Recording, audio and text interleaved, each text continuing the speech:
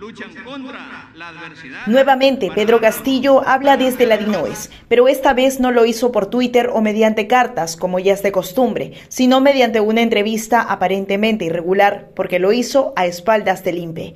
Pero al margen de esta falta del ex jefe de Estado por no pedir permiso para realizar una entrevista a un medio extranjero, Nativa hizo un análisis de las respuestas del profesor Chotano para verificar si es falso o verdad lo que cuenta. Por ejemplo, dijo no tener acceso a la comunicación y que no puede hablar con su esposa e hijos, quienes actualmente reciben asilo político en México. No tengo acceso a comunicación, tampoco a derecho de videollamada con ellos. Se encuentran refugiados en México. Quisiera hablar con ellos. Recordemos que en los primeros días de su detención, Castillo recibió 139 visitas de familiares, congresistas, dirigentes sociales, abogados y amigos.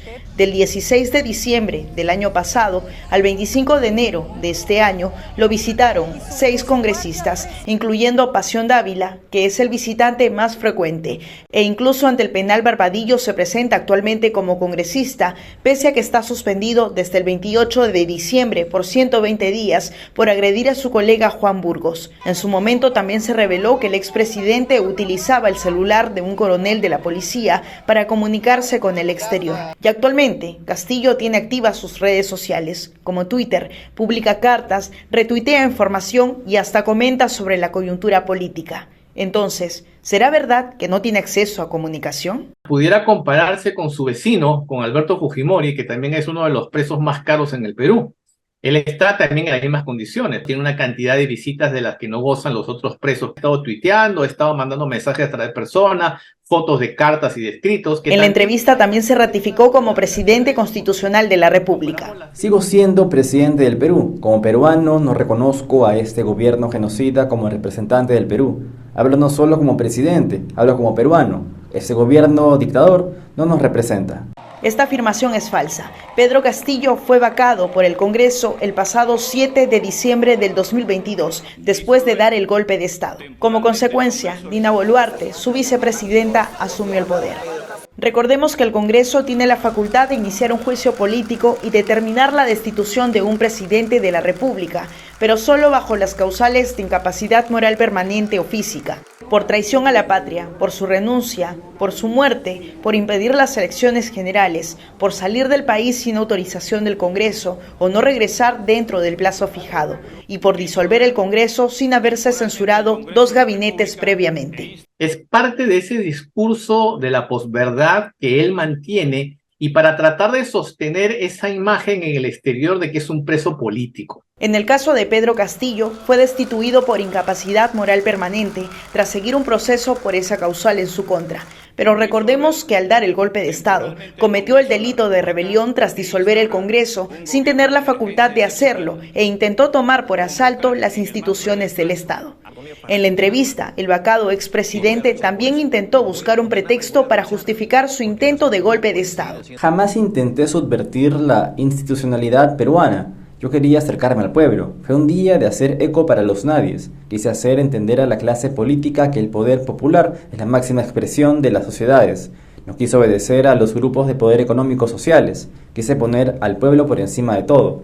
Por eso que hice ese mensaje a la nación. Reivindiqué a los pueblos más olvidados, a los pueblos que por 500 años hemos vivido en opresión. Es una manera de sostener la posverdad, la mentira que él está armando sobre la base de lo que sucedió, pero también quiere soportar este discurso falso en el exterior donde no conocen qué fue exactamente lo que pasó al momento de que él intentó una golpista el 7 de diciembre. Recordemos qué sucedió el pasado 7 de diciembre cerca del mediodía, horas antes de que el Congreso evaluara la moción de vacancia y que aparentemente las bancadas de oposición habían logrado conseguir los 87 votos para destituirlo. Disolver temporalmente el Congreso de la República, convocar en el más breve plazo a elecciones para un nuevo Congreso con facultades constituyentes para elaborar una nueva Constitución en un plazo no mayor de 9 meses.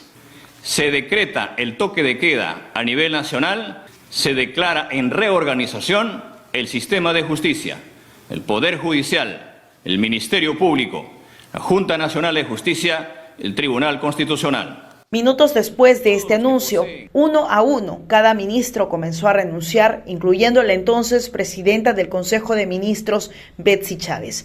La policía y las Fuerzas Armadas tampoco lo respaldaron. Se quedó solo, abandonó Palacio de Gobierno y se dirigió con su familia a la Embajada de México para pedir refugio político. Sin embargo, en el camino fue detenido por su propia seguridad. Entonces, ¿es solo una excusa que solo quería acercarse al pueblo para no reconocer su delito? En otro momento, Pedro Castillo dijo que no hubo autogolpe. ¿Qué opina de quienes consideren que lo suyo fue un autogolpe? Que es un discurso que ha creado la derecha, desconocen la realidad de las cosas, son tan ignorantes que se crean sus propias historias. Según la Real Academia Española, un autogolpe es la violación de la legalidad vigente en un país por parte de quien está en el poder para afianzarse en él.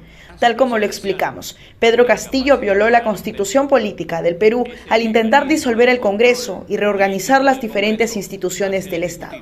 Entonces, es falso que no hubo autogolpe. A esto se suma que su delito lo cometió en flagrancia y fue televisado a nivel nacional. Castillo también intentó justificar su destino a la Embajada de México luego de cometer el golpe de Estado.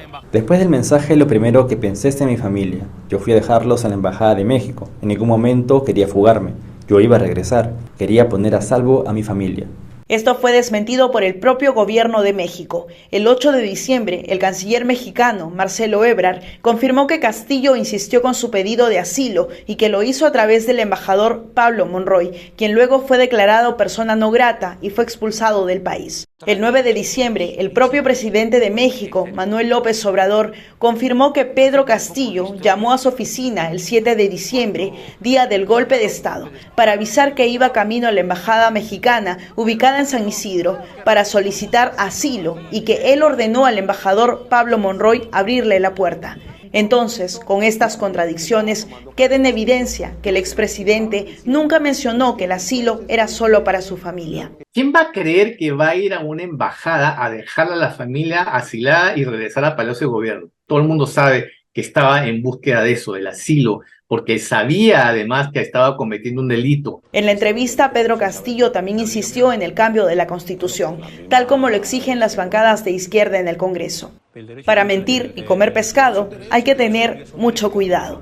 Joana Hualpa, Nativa Nos Conecta.